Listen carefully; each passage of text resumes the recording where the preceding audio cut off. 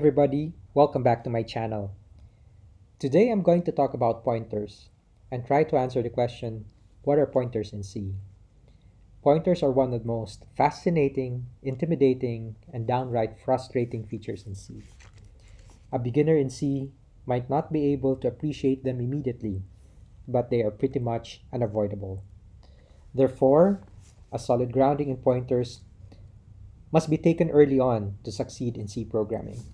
So let's get coding. In this program, we are first going to take a look at how variables are laid out in memory. Let's declare 5 variables using the most basic variable types in C. Char, int, long, float, and double. Next, let's display a table. It will have the following headers: the variable name, the type of the variable, the size in bytes, the value contained in that variable, and its address in memory. So for example, for our first variable, we just put in the variable literal A, its variable type, which is char or char, and then we get the size of A in bytes, the value that it contains, and its address using the ampersand operator. The values returned here will be plugged into this format string. We also do the same for variables B to E. Let's compile the code. I'm using a GCC compiler, so just change the command to whatever compiler you're using in your environment. You will probably get these warnings. It is just saying that it doesn't like that we use an unsigned long format to display the address. The warnings will go away if we replace %lu with %p. However, for our purpose, %lu for unsigned long is actually simpler to understand. So let's try to run the program.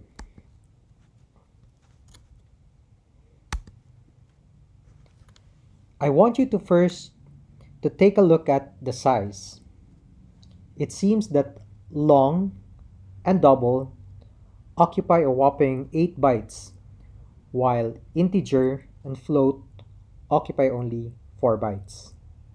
These are typical of 64-bit environments, and the sizes may change depending on the target environment. However, char or char is almost always 1 byte in C. What do you notice under the values? Where did 18 and 32,766 came from? This just goes to show that C does not initialize variables upon declaration. 18 and 32,766 were already in memory, probably a part of data or code from a previous program. Variables C, D, and E could have had other values, except that in this run of the program, they just happen to be 0. Now, let's take a look at the address. What do you observe? It seems that it is in descending order: 51, 44, 32, 28, 16. This is probably how the compiler ordered the variables in the binary file. But what is the significance of these numbers? Think of them as house numbers on a very long street of memory. Let's say variable E is on 7016 and does not contain furniture, hence 0 value. Variable B is on 7044 and perhaps the previous owners forgot to empty the place, hence some leftover value. The same with variable A. The important thing to remember is that each variable has a corresponding memory location, and C doesn't initialize these variables. It is like moving into a previously owned house. Some garbage may be left behind. Let's do two more runs. Notice here, variable A has a different value, and B seems to stay the same. But the address now is very different. It is on a different part of memory. And for our third run, similar thing happened. A has gotten a different value again, and then the address is now is in a different part of the memory street. Let's modify our code, this time with pointers. We declare pointer variables by prefixing the name of the variable with asterisk. So I declared here 5 pointers with the names pointer 1, pointer 2, pointer 3, pointer 4, pointer 5. By prefixing them with asterisk, they differ now from A, B, C, D, E because they are pointers. Next, we modify our table a little bit just to improve the layout. So I added in here additional tabs because the addresses later will be long. Next, we also displayed the pointers in a similar fashion. So for example, for pointer 1, we just get the size of in bytes, and then we return what value it has, and then we also get its address, and these values will now be plugged into these parameters. Let us run the code.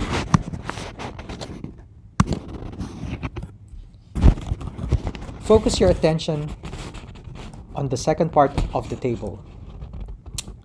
What do you notice under size? That's right, they are all 8 bytes, regardless of their type. Why 8 bytes? Well, 8 bytes are suitable for holding addresses of a 64-bit machine like the one I am using now. What do pointers actually contain? The value column can give us a clue. Again, because C doesn't initialize variables, these values are already there in memory. They are arbitrary. They are pretty much meaningless at this point. But what is important to note is that they just hold a number. Following our previous analogy, pointers are meant to contain house numbers in a very long street of memory. Pointers themselves are variables. So, they also have addresses in memory. Notice that some pointers seem to be located in the middle of our ordinary variables. For example, pointer 1 is at 640, which is between variable A and variable B. Pointer 2, 624, seems to be between variable B and variable C, and so on. This is probably because of how we declared the pointers. Let us do another run. So as you notice, the values change in every run because we have not initialized or assigned values to the variables that we declared, along with changes in the addresses. Now let's modify the code to see pointers in action. First, let us make pointers point to the variables. Just as we use the ampersand to return the address of the variable in printf, we use the same we use the same operator and an assignment operator to save or to hold the address of the variable in the pointer. So like so. And then we will make a slight change in the heading. We will put a new column here, which is asterisk var, where we will display the contents referenced by the pointer. We also made a slight modification in the printf of the pointer because we added in a new column var. So we also add here, we will display now what we will now use this column to display what the pointer is actually pointing to. So we are now dereferencing the pointer using the asterisk symbol. I know this is a little confusing for beginner C programmers because the asterisk has many meanings in C. For one, it can be used for multiplication.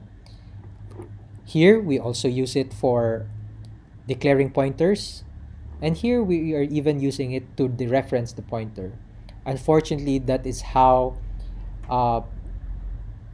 the makers of the C language use this symbol. And we simply have to get used to how they are actually used.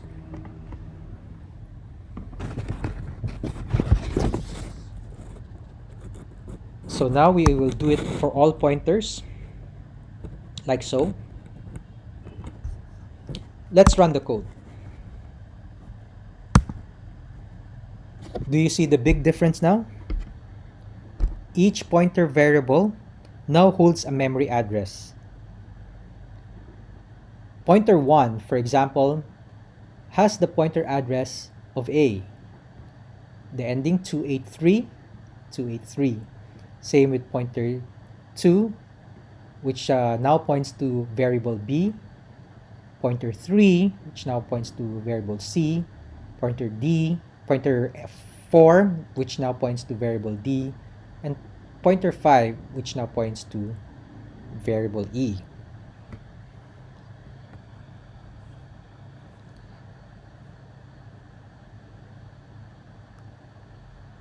Because it is now pointing to A, we can now dereference pointer 1. What this basically means is that we are backtracking.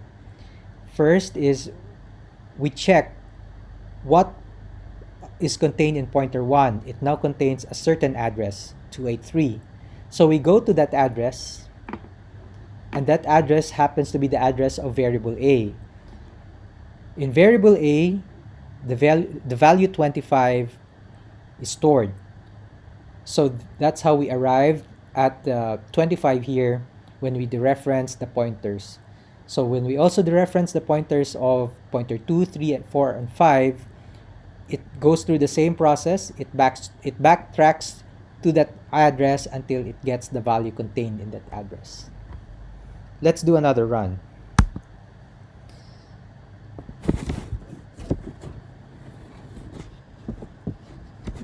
As you can see, what is updated here, again, because we did not initialize variables A to E, we get a different value again, especially for variable A.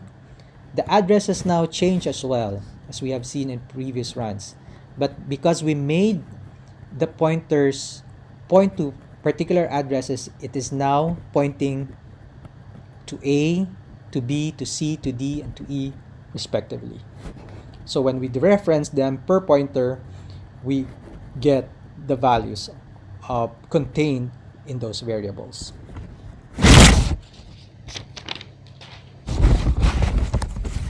Let's now make a final change to the code. This time, we actually initialize the variables from A to E, like so. So if we run the program again,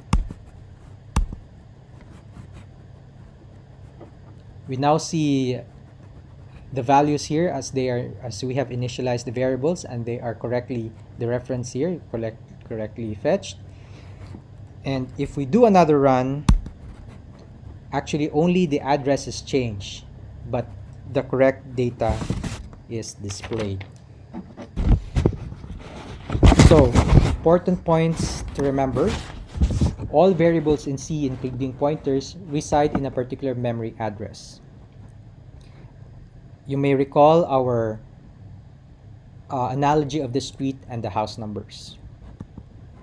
A pointer is equivalent to a long variable. This is actually my answer to the question, what are pointers in C? They're actually long variables that hold long memory addresses. So for example, if you're an older machine, it may be a 32-bit machine. So it may be 4 bytes long, and if it is on a 64-bit machine, it could be 8 byte long. And importantly, C does not initialize variables. It is your responsibility to ensure that variables contain valid values.